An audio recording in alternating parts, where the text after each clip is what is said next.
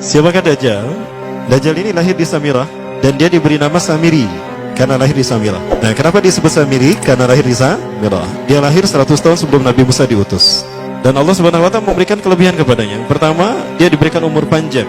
Ya, yanzur umru ila yamisah, ila akhir zaman. Ya, dia ditangguhkan ajalnya sampai akhir zaman. Yang kedua, dia memiliki kecerdasan di atas akal jenius rata-rata umat manusia. Jadi sejenius apapun umat manusia yang normal, dia 60 tahun di atasnya. Sehingga penemuan-penemuannya, kecanggihan berpikirnya, kedewasaannya jauh di atas manusia. Rata-rata manusia normal. Yang ketiga, dia memiliki kemampuan sihir yang luar biasa.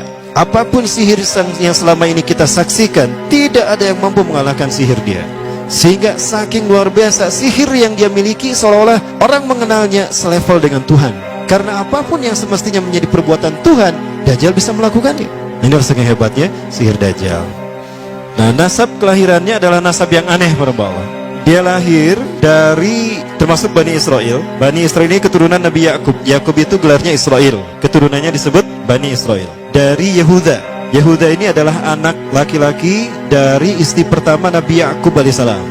Nabi Yakub istrinya 4. Yang pertama bernama Ya'la. Dari Ya'la ini melahirkan 6 orang. Salah satunya bernama Yehuda dan Lewi. Lewi melahirkan Nabi Musa alaihissalam. Yehuda melahirkan bangsa yang kita kenal Yahudi. Salah satunya Yehuda ini melahirkan generasi yang pada akhirnya melahirkan Samiri.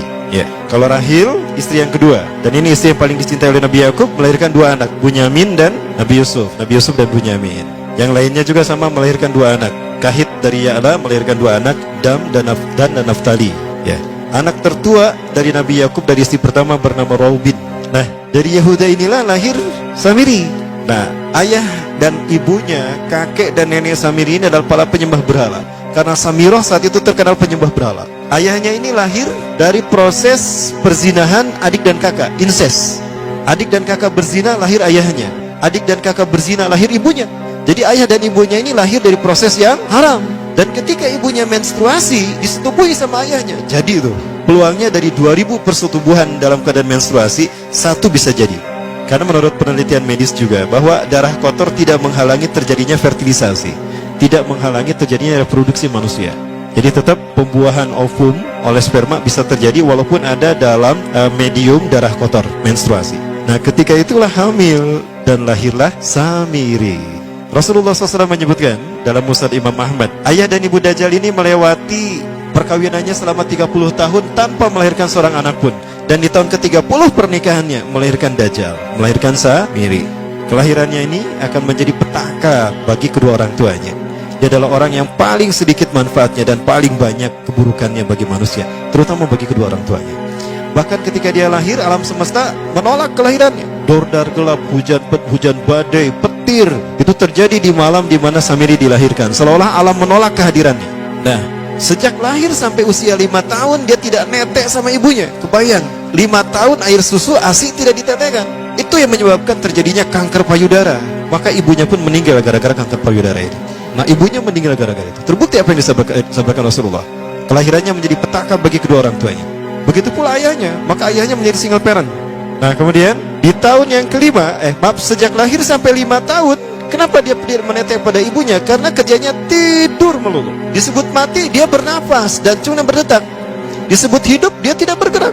Antara hidup dan mati, la yamutu wa la yahya. Nah, maka di usia ke-5 tahun, nah ini terjadi peristiwa yang menarik. Apa itu? Samiri bangun dari tidurnya di tengah malam dan tidak ada orang yang menyadari Samiri bangun. Dia merangkak dan pindah ke berhala yang terbesar. Nah, dia pindah ke pangkuan berhala terbesar, tidur di sana. Dan ternyata ketika berada di berhala terbesar tadi, ya, buang air kecil dan buang air besar. Besoknya itu adalah hari pemujaan kepada dewa-dewa mereka, bangsa Samirah. Apa yang terjadi? Ketika terjadi ritual pemujaan tadi, maka sang raja yang dipertuhankan oleh kaumnya mencium sesuatu yang tidak enak. Bapaknya Samiri ini adalah tokoh agama paganisnya. Pas dilihat, kaget sang raja. Ternyata itu pesing berasal dari pantatnya si Samiri yang ada di pangkuan berhala terbesar. Marah murka tuh sang raja. Itu anak kamu, kenapa ada di situ? Kurang ajar kamu, ya telah menghina Tuhan kita. Kenapa kamu pindahkan anak kamu ke situ? Oh tidak Tuhan, saya tidak memindahkannya. Bagaimana saya bisa menghina Tuhan saya? Lalu siapa yang memindahkannya? Kan dia lumpuh. Nah, sekali lagi, kehadirannya menjadi petaka bagi kedua orang tuanya. Akhirnya raja marah dan ayahnya dipenjara. Selama ayahnya tidak bisa membuktikan penghinaan tadi, maka ayahnya dihukum mati. Pada akhirnya ayahnya pun dihukum mati. Ya, sedikit manfaat bagi kedua orang tuanya. Maka kemudian dia hidup pelihara oleh sang raja. Dan pas di usia dia 5 tahun itu, Allah menimpakan murkanya kepada bangsa Samirah yang sudah kelewat batas, maksiat, dan sudah tidak ada toleransi dari Allah untuk mereka hidup di bumi. Maka Allah perintahkan mereka Jibril menghabisi mereka.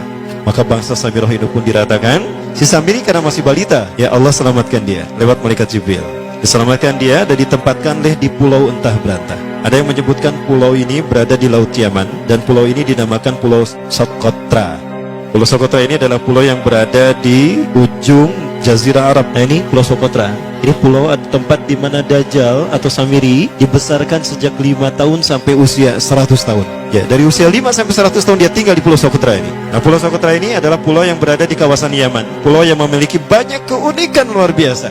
UNESCO sempat ingin menjadikannya keajaiban yang ke-8. Kan ada 7 keajaiban dunia ya. Yang ke-8-nya tadinya ini. Namun karena dia terkait dengan Samiri Dajjal, maka banyak negara yang menentangnya, terutama negara-negara yang menjadi pengikut Dajjal. Maka pada akhirnya pulau ini dirahasiakan. Nah, sebetulnya pulau ini unik kalau kita ingin berekreasi ke sana. Namun karena posisi yang terpencil, jarang orang mengikutinya. Para wisatawan jarang mengunjunginya. Padahal sesuatu unik, termasuk binatang dan penghuninya itu unik-unik. Pohonnya unik. Dunia menyebutnya pulau ini dengan pulau julukan dari pulau alien hingga pulau neraka. Ada juga yang menyebutkan The Jekyll Island. Pulau Jekyll Island itu bahasa barat, kalau bahasa kitanya Pulau Dajjal. Ya, sama dengan Pulau Sedir ya. Itu juga The Jekyll Island. Nah, Pulau Socotra kaya dengan flora dan fauna yang unik hingga saat ini belum ditemukan di tempat lain. Jadi tidak ada flora dan fauna yang ada di pulau ini yang ada di pulau lain di seluruh dunia. Hanya ada di pulau ini.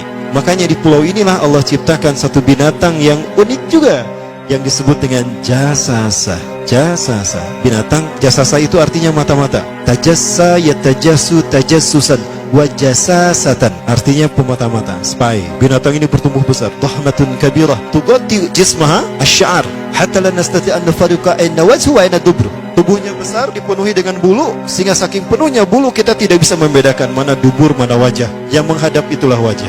Baik, karena itu pulau ini pernah dilesarkan sebagai salah satu dari 7 keajaiban dunia yang baru ya. Nah, baik, ini contohnya nih. Saya perlihatkan keajaiban dan keunikan. Ini adalah padang pasir di Pulau Socotra. Ini burung, salah satu jenis burung yang bisa kita jumpai di Socotra. Dan ini kepiting unik, kepiting Pulau Socotra. Aneh ya, kepitingnya seperti itu. Ini laba-laba langka di Socotra, mirip tarantula. Dan ini pohon darah naga yang ada di Pulau Socotra juga. Nah, ini salah satu jenis pohon Dorstenia Socotra. Dan ini juga pohon yang lain, pohon Dendrosisaios Socotra. Saya sebutkan lagi ya. Nah, ketika di pulau itu, sebelum bertemu dengan Nabi Musa, Samiri di pulau itu yang hanya tinggal dengan seekor binatang jasasa. Binatang jasasa ini memberikan beberapa hal kepada si Samiri ya. Allah Azza wa Jalla menciptakan binatang berbicara yang bernama jasasa. Dia di mana lahirnya, ajalnya, matinya sama dengan ajal Dajjal. Begitu pula muncul dan menghilangnya. Binatang inilah mengajarkan akidah tauhid kepada Samiri muda. Pelajaran ini kononnya ditulis oleh Jibril alaihissalam dalam bentuk panel-panel atau prasasti. Isi prasastanya panel 1 yang ditulis malaikat Jibril, panel 1 itu berisi kalimat la ilaha illallah, tidak ada Tuhan selain Allah. Ini dijelaskan oleh binatang jasasa. Yang kedua, panel kedua berkata Allahu wahid la syarikalah, Allah Maha Esa, tidak ada sekutu bagi Allah. Itu dijelaskan juga oleh binatang jasasa ini. Nah, binatang jasasa ini sekali lagi dia bertubuh besar. Kategorinya adalah kelasnya itu mamalia, genusnya mamalia. Cuma saya tidak tahu nama spesiesnya apa. Pada tahun 2017, akhir dari bulan Agustus di Filipina ditemukan binatang seperti ini. Ciri-ciri binatang ini nyaris sempurna seperti ciri-ciri binatang jasasa yang disebutkan Rasulullah terkait dengan binatang yang memata-matai Dajjal. Tubuhnya penuh dengan bulu. Ini disebutkan dalam surat An-Naml ayat 82. Ya, binatang ini seperti ini dan dia tidak pernah jauh dari laut karena dia selalu ingin membasahi tubuhnya, dan dia pun makan dari makanan ikan laut. Maka dia tidak pernah jauh dari pantai. Seperti ini. Nah, binatang inilah yang mengajarkan prasasti mengajarkan akidah tauhid kepada Samiri muda. Yang ketiga, engkau diurus oleh Jibril, karena itu janganlah engkau mengkhianati janjimu dengan Allah. Hanya engkau saja di pulau ini. Panel yang kelima, makanlah dan nikmatilah makanan dan minuman yang menjadi rezeki dari Allah sesuai kehendakmu. Tidurlah sesukamu, tapi sembahlah Allah dalam berbagai keadaanmu dengan tasbih keesaan Allah kepadanya, yaitu dengan melaksanakan solat yang diwajibkan kepadamu. Allah lah sang raja, Allah yang Maha Esa. Dia tidak berayah dan tidak pula mempunyai anak. Allah Tuhan Tuhan yang Maha Besar dan Maha Agung. Dialah yang Maha Raja. Ada 7 panel. Panel yang ke-7 bercerita tentang Nabi Muhammad. Panel yang ke-6 itu bercerita tentang nabi-nabi, dan khusus panel yang ke-7 cerita tentang Nabi Muhammad. Jadi Dajjal sudah tahu, Samiri sudah tahu bahwa akan diutus Nabi Muhammad di akhir zaman, dan itu nabi yang terbaik. Makanya dia iri. Nah, selesai panel ini disampaikan, maka binatang sejasasa berkata, wahai Samiri, saksikanlah aku telah menunaikan, innani qad fa'altu ma umirtu min rabbi. Demi Allah, saksikan, aku sudah menunaikan apa yang diperintahkan padaku, kata binatang jasasa. Maka sekarang adalah perintah terakhir, yaitu pertanyaan dariku untukmu. Hal tu'minu billah, apakah kau beriman pada Allah? Wa bima unzila ilaih, dan dari apa yang diturunkan kepada nabi-nabinya, kepada Jibril maksudnya. Famadal jawab ya Samiri, apa jawabanmu hai Samiri? Samiri tidak menjawabnya. Lama ditunggu-tunggu, Samiri tidak menjawabnya, sehingga binatang ini pun pergi dengan menjerit dengan jeritan yang membuat Samiri ini pekak telinganya. 2 kali lagi datang lagi kembali kepada Samiri dan berkata binatang jasasa, ya Samiri, famadal jawab? Hal tu'minu billah, in tu'minu billah fatakunu mu'minan ajaba imanika ila yaumil qiyamah. Jika kau beriman kepada Allah, maka sungguh kau akan menjadi mukmin yang menakjubkan imannya. Inna ajalaka ukhirat ila akhir zaman. Sesungguhnya ajalmu ditangguhkan sampai akhir zaman. Jika kau beriman pada Allah, engkau akan menjadi mukmin yang menakjubkan. Fa in lam tu'min billah, tapi jika engkau tidak beriman kepada Allah, wa bima unzila ilaih, dan apapun yang diturunkan pada Jibril, innaka minal mal'unina ila yaumil qiyamah, dan kau terkutuk sampai hari kiamat nanti. Tidak juga dijawab. Pergi lagi binatang jasasa tadi sambil memekikkan suara yang pekikan yang keras. Yang ketiga kali yang terakhir dia bertanya kembali. Dan apa jawaban Samiri? Hei jasasa binatang buruk rupa, lihat di pulau ini tidak ada siapapun kecuali engkau dan aku. Dan yakinilah kalau panel ini bukan tentang Allah yang di langit sana, tapi yang disebut Allah itu saya. Hei jasasa, akulah Allah itu. Oh, dia menjerit dengan jeritan yang makin keras, sampai si Samiri pun menutup kedua telinganya. Sejak saat itulah binatang itu pergi dan berkata, innaka dajjal, innaka dajjal, innaka dajjal. Engkau adalah pendusta, engkau adalah pendusta, pendusta sampai hilang suaranya. Di saat itulah Samiri mendapatkan gelar Dajjal. Jadi siapa nama asli Dajjal? Samiri. Dajjal artinya Al-Kazab, pendusta, bukan singkatan kadek. Baik, nah sejak saat itulah Samiri keluar dari pulau itu, dan dia sudah menyandang gelar Dajjal, pendusta, karena dia mengaku Tuhan. Baik, Ibadillah, jangan salah, Dajjal kecerdasan yang mampu melakukan cloning dan mampu melakukan berbagai macam riset dan eksperimen. Hatta eksperimen yang mengilhami film Hook, itu Dajjal bisa melakukan. Bahkan ketika orang membayangkan kendaraan tercanggih itu pesawat terbang, Dajjal sudah mampu membuat piring terbang dengan kecerdasannya. Ya. Rasulullah menyebutkan kendaraan Dajjal itu dia bisa terbang, kata Rasulullah. Dan kecepatan terbangnya 5 km per sekon. 1 detik 5 km. Hanya dengan berkedip-kedip dia berkeliling dunia. Ya.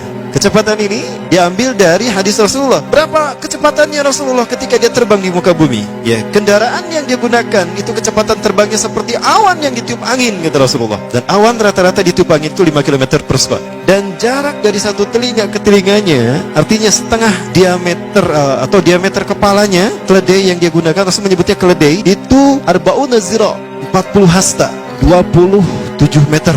Diameternya itu 27 meter. Keledai macam apa yang jarak dari satu telinga ke telinganya 27 meter? Kalau bukan piring terbang. Ini bisa 24 meter kan? 27 meter, bisa tidak?